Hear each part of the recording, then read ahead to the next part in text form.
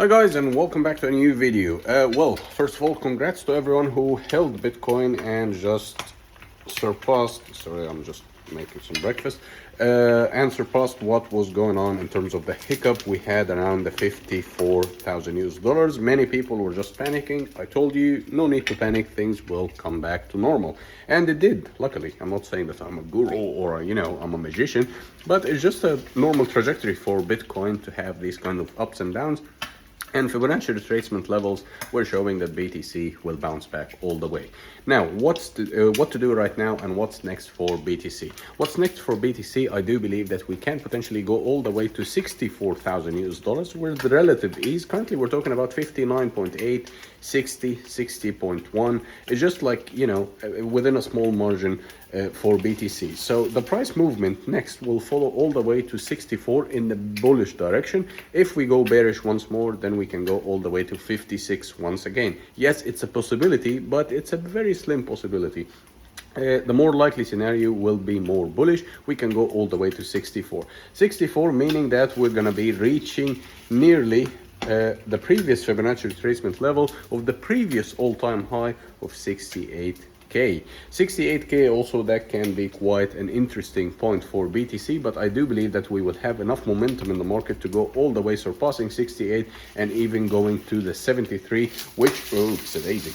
And that would be the previous all-time high that happened in April this year, or even March this year, April, I don't know, can't remember, but was before the halving.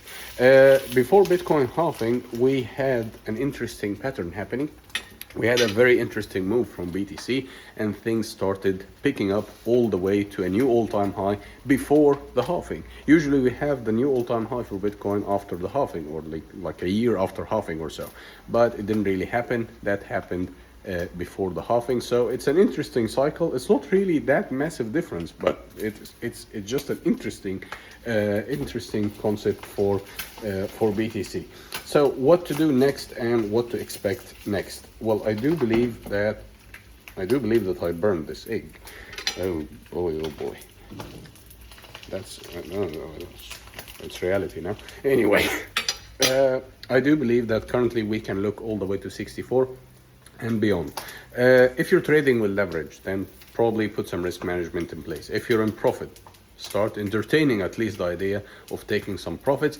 And if you're in loss, then keep holding, keep things as they are, because I do believe if you're in Bitcoin and in loss right now, then probably you didn't really time your entrance in the market, because if you're buying at 60, 70K, come on guys, what are you doing? Bitcoin has been around for years and years. We had a lot of opportunities to buy Bitcoin. Of course, it's always good to buy and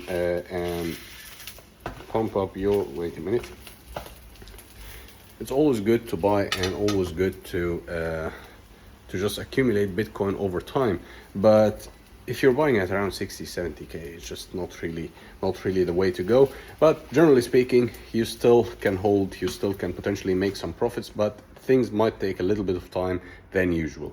Generally speaking, I'm quite optimistic about the market. The market can go to wonderful numbers.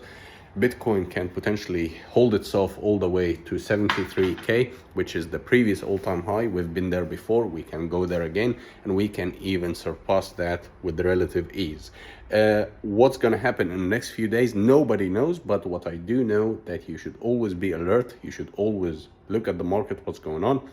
If you're trading, put some risk management in place, put some stop loss, put some take profit, take some profits, take some portions of your profits, not necessarily all profit. Don't close out the whole thing.